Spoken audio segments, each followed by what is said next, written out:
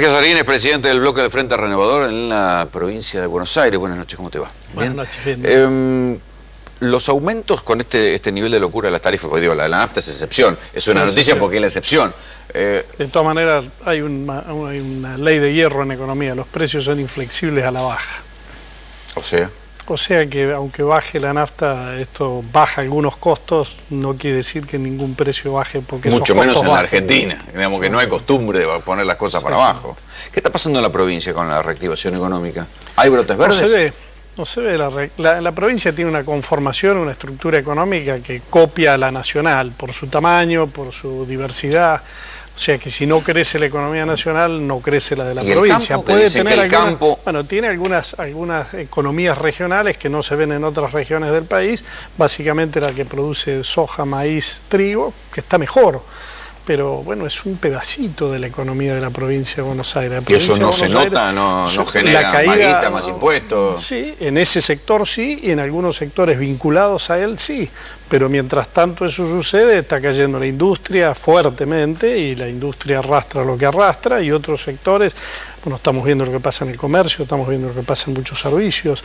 La economía de la provincia de Buenos Aires no crece. Algunos sectores sí, y a otros les va muy mal. ¿Esta caída industrial empieza a generar bolsones complicados en el conurbano? Sí, es lo que estamos viendo. Hay destrucción de puestos de trabajo, hay caída de horas trabajadas y no hay mejora de salario. Naturalmente, cuando la economía no genera puestos de trabajo, cuando la economía base de estabilidad no permite aumentar los salarios, los problemas sociales crecen y las demandas sociales crecen y se expresan muchas de ellas. Esto no quiere decir que todas las expresiones tengan el formato que uno acompaña, pero naturalmente, mientras esto sucede en la economía tiene que hacer dos cosas para que pueda tener consecuencias sociales positivas.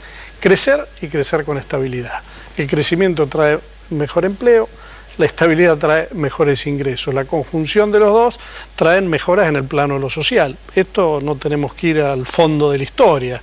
2002, 2006, mediados de 2007, la economía creció, generó puestos de trabajo, creció con estabilidad.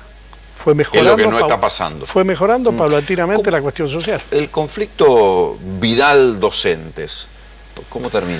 Vos que sos de la provincia. ¿Cómo termina? Está más claro cómo empezó.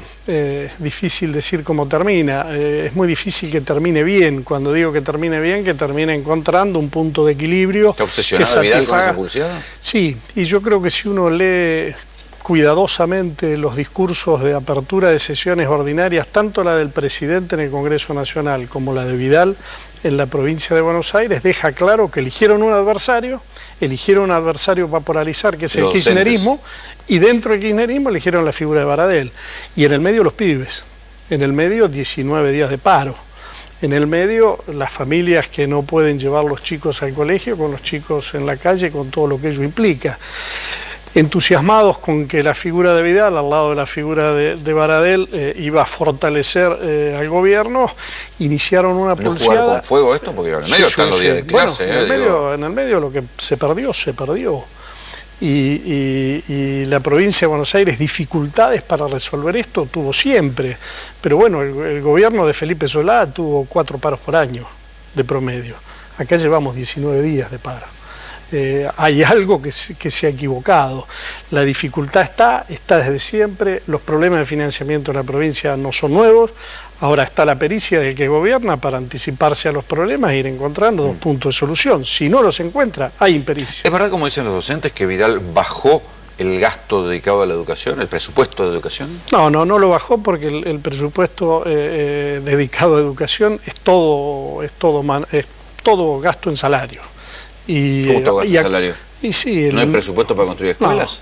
No, lo poco ¿No está pensado directamente? Lo poco que hace está fuera del presupuesto en educación. Entonces, el 95% del presupuesto educativo es masa salarial. A ver, si no se construye la masa salarial no va a haber generalmente más doble escolaridad, ni mucho menos. Pero por supuesto, lo que pasa es que el deterioro de infraestructura en la provincia de Buenos Aires en los últimos 10 años, incluyendo el año que ha gobernado Vidal, ha sido fenomenal. En la infraestructura, en las rutas, en la infraestructura escolar, escolar, en la infraestructura hospitalaria. Y bueno, en la infraestructura escolar estamos viendo que más allá de los paros hay muchos chicos que se quedan sin clase porque no tienen una banca, fundamentalmente en el conurbano, fundamentalmente en las zonas más pobres, fundamentalmente en aquellos que no pueden acudir a una banca de la escuela privada, que ha crecido mucho más que la pública. Entre Vidal y Scioli en la gestión, haz lo que se ve.